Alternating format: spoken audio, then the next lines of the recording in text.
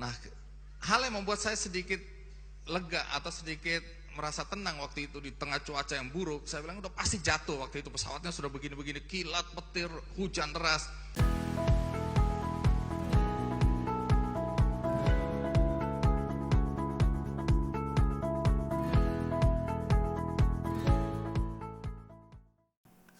Ya, bertemu dengan saya kembali, Guntur Irianto, dalam program Koran, Kontroversi Kebenaran. Banyak hal yang dapat kita pelajari, banyak hal yang kita dapat lakukan, dan banyak hal yang dapat kita lihat. Dan kali ini, saya ingin menyampaikan satu konten yang sangat menarik bagi saya, di mana banyak orang diberkati dengan sebuah kesaksian yang disampaikan oleh Andi Noya yang biasa kita kenal dengan program Kick Andy. Ada apa dengan Andi Noya atau Kick Andy? Nah, sahabat koran, Andi Noya meninggalkan gereja. Kenapa? Andi Noya yang percaya Yesus harus meninggalkan gereja dan tidak mau diajak untuk pergi bersama-sama dengan istri dan anak-anaknya ke gereja. Mari kita saksikan bersama-sama video ini. Saya anak Tuhan sejak lahir, orang tua saya Kristen. Saya lahir dari keluarga miskin, ibu saya tukang jahit, ayah saya tukang betulin mesin tik. Tapi Tuhan saya yakin punya rencana dalam hidup saya. Dan saya berada di sini juga pasti Tuhan punya rencana. Karena jujur aja saya dan istri dalam perjalanan menuju Jogja, kami sudah dari tanggal 21 kami singgah-singgah di kota-kota. Dan ketika sampai di Solo, saya bilang kita harus Natalan di Solo, yuk kita cari gereja. Nah, cara paling gampang browsing. Begitu di Google saya lihat ada gereja di sini, saya bilang yuk besok pagi kita ke gereja. Jadi hari ini saya berada di sini karena saya lewat di Solo. Baik, karena diminta ada kesaksian. Yang banyak dibaca adalah kesaksian saya ketika saya menulis di Andy's Corner ya, di website saya, tentang bagaimana kesaksian bahwa Tuhan itu ada. Ketika saya remaja tumbuh dan mencari identitas diri, pada saat itu saya melihat hal-hal yang menurut saya tidak cocok dengan prinsip-prinsip yang selama ini diajarkan di gereja. Beberapa jemaat saya lihat karena bertetangga di luar gereja, mereka kasar dengan istri-istri mereka. Bahkan saya menyaksikan sendiri ada yang memukul istrinya. Dari situ saya bilang percuma dia bicara tentang kasih, tetapi dalam perilaku sehari-hari tidak ada kasih di situ. Jadi saya mulai tidak percaya pada gereja waktu itu. Untuk jangka waktu yang lama. Istri saya bapaknya tentara, tetapi dia satu-satunya yang Kristen. Atas izin orang tuanya dia memilih agamanya. Orang tuanya sangat demokratis. Ketika dia bilang saya mau jadi Kristen, orang tuanya bilang sepanjang kamu jadi Kristen yang baik silakan. Dan saat ini dia yang aktif mendorong saya untuk kembali ke gereja. Jadi satu hari berkali-kali ya anak-anak dibawa ke gereja, dia selalu bilang, "En, kamu adalah kepala rumah tangga, kamu harus memberikan teladan." Saya bilang kamu aja, karena hati saya tidak bisa berpura-pura untuk ke gereja, kemudian saya tidak terlalu percaya pada gereja. Sampai satu hari saya dan Abu Rizal Bakri waktu itu dengan jet pribadinya kami ke Uzbekistan. Dalam perjalanan cuaca buruk sekali. Pesawat kami diombang-ambing di atas Maldives itu. Saya bilang Tuhan, kali ini tolong saya jangan jatuh. Sungguh mati kalau nggak jatuh saya akan kembali ke gereja. Saking takutnya saya bilang Tuhan benar-benar kali ini saya tidak bohong, saya akan ke gereja. Nah, hal yang membuat saya sedikit lega atau sedikit merasa tenang waktu itu di tengah cuaca yang buruk, saya bilang udah pasti jatuh waktu itu, pesawatnya sudah begini-begini, kilat, petir, hujan deras. Tapi saya lihat pilotnya orang bule. Nah, kita kan orang Indonesia asal bule aja tenang gitu ya. Walaupun mungkin bulenya baru belajar nyupir juga itu. Tapi akhirnya kami sampai. Kembali ke Jakarta, saya cerita pada istri saya. Belum cerita dulu. Saya bilang sama istri saya, minggu ini kita ke gereja ya. Kaget istri saya. Hah? Serius? Iya, kita ke gereja. Kenapa? Udah, nggak ada masalah, aku pengen ke gereja. Saya sembunyikan itu kan. Tapi istri saya kan penasaran, apa yang membuat Andi Noe tiba-tiba berubah drastis kembali ke gereja. Akhirnya satu hari saya cerita, Pi, kamu tahu nggak? Aku ini nyaris jatuh. Kapan? Nah, saya ceritakan, dia bilang tunggu dulu. Aku ingat, tanggal berapa itu? Ingat, jam berapa? Nah, pada jam itu, rupanya dia dan anak bungsu kami, saya punya 3 anak bungsu kami, mereka tiba-tiba berdoa. Malam itu kata istri saya, nggak tahu kenapa saya harus berlutut bersama anak bungsu, karena kebetulan mereka cuma berdua di rumah. Ayo kita doakan ayah. Doakan apa? Kata anak saya, kita doakan semoga ayah kembali ke gereja. Dan jam itu, detik itu dia berdoa, dan detik itu pesawatnya begini.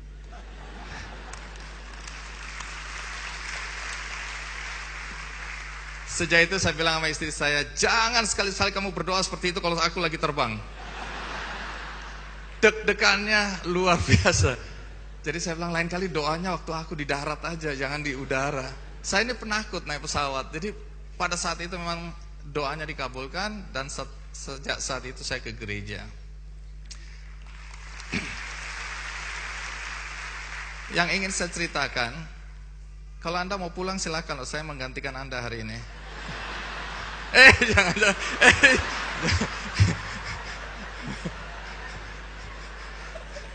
Soalnya sudah 8 kebaktian, jadi mungkin Anda capek, Anda mau pulang istirahat. Biarkan saya jadi pendeta hari ini. Istri boleh ditinggal, Anda pulang aja. Nah, satu hari kakak saya punya 2 kakak perempuan, minta diantarkan ke dokter. Saya bilang, ayo saya antarkan. Dokter apa? Spesialis kanker. Nah, sudah lama rupanya dia menahan diri. Dia tahu bahwa dia kena kanker. Cuma dia tahu juga, toh kalau sampaikan ke saya, waktu itu saya anak bungsu, 5 bersaudara, dan selama ini saya menanggung seluruh keluarga saya. Dengan gaji saya hanya sebagai wartawan, tapi Tuhan luar biasa. Kakak saya tanggung dengan 5 anaknya, ada kakak perempuan lagi saya tanggung dengan 3 anaknya. Jadi tiba-tiba anak saya jadi 11 orang dengan gaji yang cuma segitu. Tapi Tuhan luar biasa, semua bisa saya cukupi. Nah, satu hari kakak saya ketika mengadu dan kami ke dokter, akhirnya dokter bilang, iya, Anda kena kanker dan stadiumnya sudah 4. Tidak ada harapan. Dia bilang, udah tinggal menghitung hari aja, Bu. Kakak saya nangis. Saya bilang, kenapa kamu gak kasih tahu saya sejak awal? Dia bilang, aku gak mau menyusahkan kamu lagi. Karena dia tahu saya tidak akan mampu membiayai dia kalau dia masuk rumah sakit. Karena dengan beban yang saya pikul aja sudah berat sekali. Dan kalau dia sakit, dia tahu akan memberatkan saya. Jadi dia menyembunyikan penyakitnya cukup lama, sampai akhirnya dia tidak tahan dan dia sampaikan ke saya, dan sudah stadium 4 dan terlambat. Saya bilang, kita harus usaha. Dia bilang, udah gak apa-apa, aku udah siap. Enggak boleh, kita harus usaha.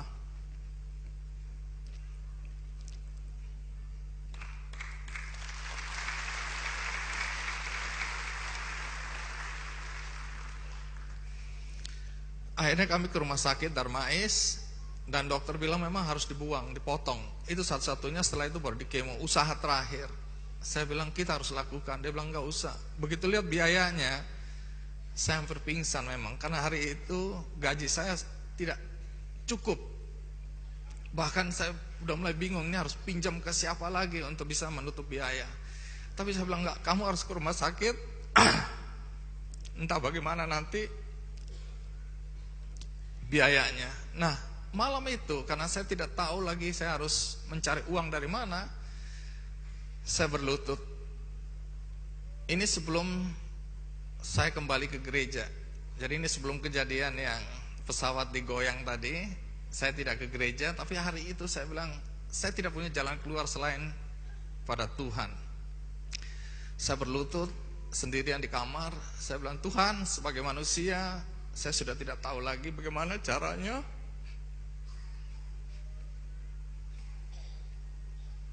Bagaimana caranya mencari uang untuk biaya operasi kakak saya. Berdoa sampai jam 2 pagi. Akhirnya saya capek, saya tidur. Bangun pagi, mungkin karena iman saya nggak terlalu kuat, saya bilang nggak ada keajaiban apa-apa. Karena tetap saja saya pusing mikirin bagaimana biayanya.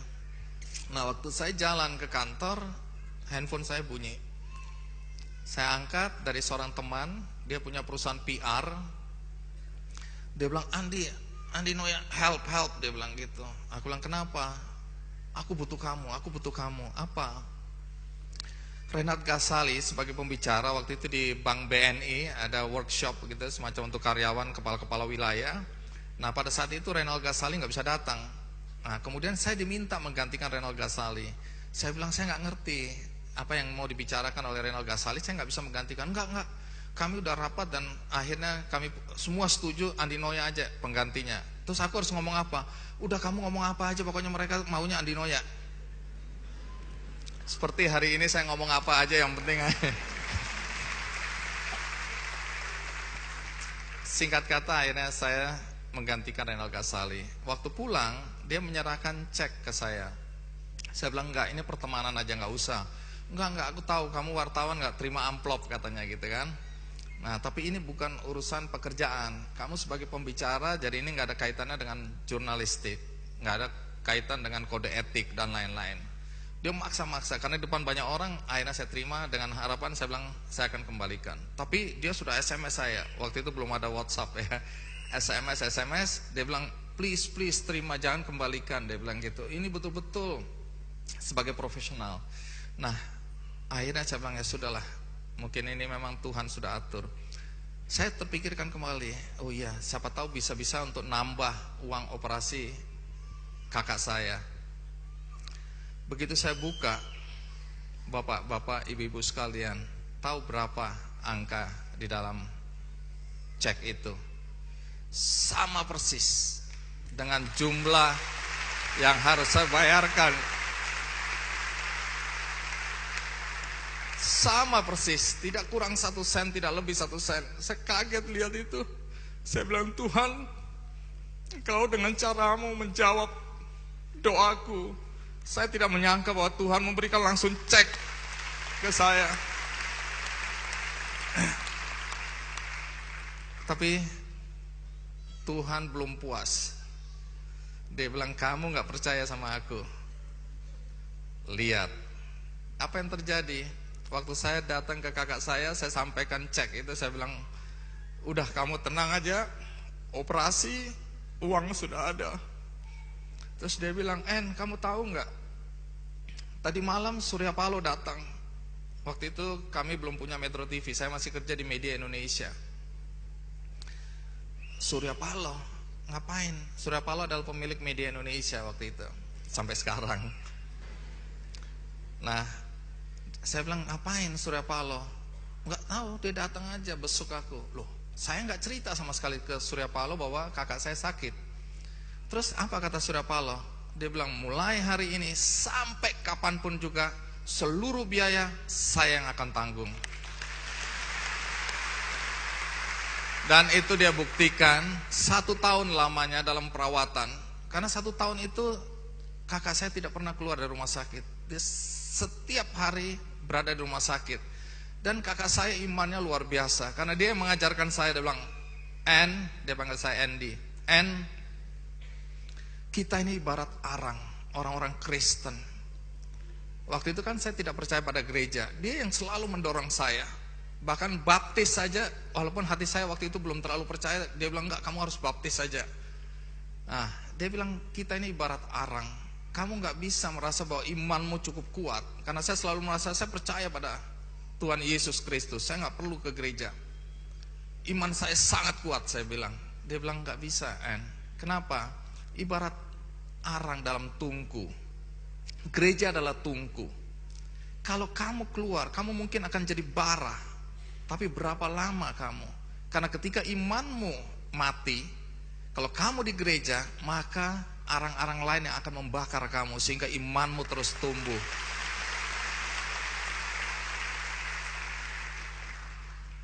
Jadi 1 tahun lamanya kakak saya di dalam pengobatan. Akhirnya kakak saya meninggal. Tetapi yang membuat saya bahagia adalah dia meninggal secara terhormat. Dia meninggal dengan perawatan terbaik. Dan itu karena Yesus Kristus Tuhan kita. Terima kasih. Ya sahabat Koran, kita telah sama-sama menyaksikan kesaksian Andi Noya, mengapa dia meninggalkan gereja dan kemudian kembali lagi bersama-sama dengan keluarganya ada di dalam gereja. Mari kita coba menyimak dan memperhatikan apa saja yang kita dapatkan dari kesaksian ini. Kisah Andi Noya menjadi sangat menarik buat saya, karena yang pertama adalah ketika dia berbicara bagaimana prinsip-prinsip Alkitab tidak dilakukan oleh banyak orang Kristen. Dengan contoh, suami memukul istri, ada KDRT, ada perilaku yang tidak sesuai dengan pengajaran Kristus atau firman Tuhan. Mungkin banyak orang yang mabok, mungkin banyak orang yang terikat dengan banyak hal yang membuat Andi Noya melihat ketidakcocokan prinsip Alkitab dalam kehidupan orang Kristen. Nah, pentingnya sebuah kasih dalam keluarga ini dinyatakan dalam suratan Kolose pasal 4 ayat yang ke-6 dalam IMB, dikatakan, biarlah perkataanmu selalu penuh anugerah dan tidak hambar. Kita memiliki perkataan ucapan-ucapan yang penuh kasih, artinya itu penuh anugerah. Dan bukan perkataan-perkataan yang menghina, yang mencaci maki, kemudian yang menekan, dan banyak perkataan-perkataan yang tidak cocok, tidak sesuai. Demikian pula dalam Efesus pasal 5 ayat 25 dikatakan, para suami, kasihilah istrimu masing-masing sebagaimana Kristus mengasihi gereja. Ini sangat penting buat kita sekalian, sebab akan ada banyak orang melihat kehidupan kita, apakah jadi teladan atau tidak. Nah, ketika seseorang tidak percaya kepada gereja, tentu juga dia akan tidak percaya kepada Yesus dan tidak lagi pernah berjemaat lagi karena sebuah kekecewaan kepada orang Kristen ini sangat-sangatlah berbahaya sekali.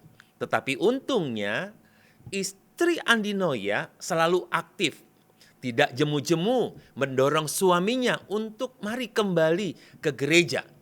Kolose pasal 4 ayat 2 berkata, bertekunlah dalam doa dan teruslah berjaga-jaga dengan mengucap syukur. Ini sesuatu yang luar biasa sekali yang dilakukan oleh istri Andi Noya. Nah, selalu ada cara Tuhan untuk membuat anak-anaknya bergantung sepenuhnya pada Tuhan dan melupakan kekecewaan. Ada saat di mana Andi Noya mengalami masalah, sebuah situasi dalam keadaan bahaya, dan disitulah dia membutuhkan Tuhan Yesus. Haleluya. Dan yang membuat Andi Noya mau kembali ke gereja, ini penting. Apa yang membuat Andi Noya kembali ke gereja? Awalnya ketika saya mendengarkan kesaksian ini, menonton video ini, saya berpikir, aduh, mungkin Andi Noya akan terhilang, ya, tersesat dan tidak kembali. Tetapi tidak, ada doa yang didengarkan oleh Tuhan. Doa istri dan anaknya di saat yang sama, ketika pesawat yang ditumpangi mengalami kesulitan karena cuaca yang sangat buruk. Pastilah ini menimbulkan kepanikan bagi semua penumpang. Mulai dari awak pesawat, kapten kapal, semua penumpang akan berdoa masing-masing kepada Tuhannya. Demikian pula yang dilakukan oleh Andi Noya. Di situ dia berjanji, ketika dalam keadaan bahaya, jika Tuhan menyelamatkan dia dari bahaya ini sehingga pesawat itu tidak jatuh, aku akan kembali ke gereja. Itulah sebuah janji untuk kembali ke gereja jika Tuhan menyelamatkan penerbangan ini. Anugerah Tuhanlah yang membuat Andi Noya kembali membutuhkan Tuhan karena dia tidak dapat menyelamatkan dirinya sendiri dari mara bahaya. Puji Tuhan. Andi Noya mengalami mujizat demi mujizat, tidak berhenti sampai di situ. Tidak pernah ia duga sebelumnya ketika ia harus membiayai operasi kakaknya yang sedang sakit dan dirawat di rumah sakit. Tuhan dengan caranya menjawab doanya dengan tepat waktu, tepat jumlah uang yang dibutuhkan. Haleluya. Ketidakpercayaan Kik Andi atau Andi Noya kepada Tuhan berangsur-angsur lenyap ketika ia mendengar kabar yang mengejutkan tentang kelanjutan pembiayaan kakaknya di rumah sakit. Ada 2 nama yang disebutkan dalam kesaksian ini. Yang pertama adalah Surya Paloh dan yang kedua adalah Abu Rizal Bakri. Ini orang-orang hebat. Mereka dipakai Tuhan untuk menolong Andi Noya untuk kembali menaruh harapannya pada Tuhan. Saya jadi ingat ini sebuah kisah tentang Nabi Elia. Ketika musim kering, tidak ada air, makanan sukar. Tetapi Tuhan menolong Nabi Elia dengan burung gagak pada masa kering. Ini sesuatu yang luar biasa. Jadi, setiap manusia punya kekurangan, memiliki kelemahan.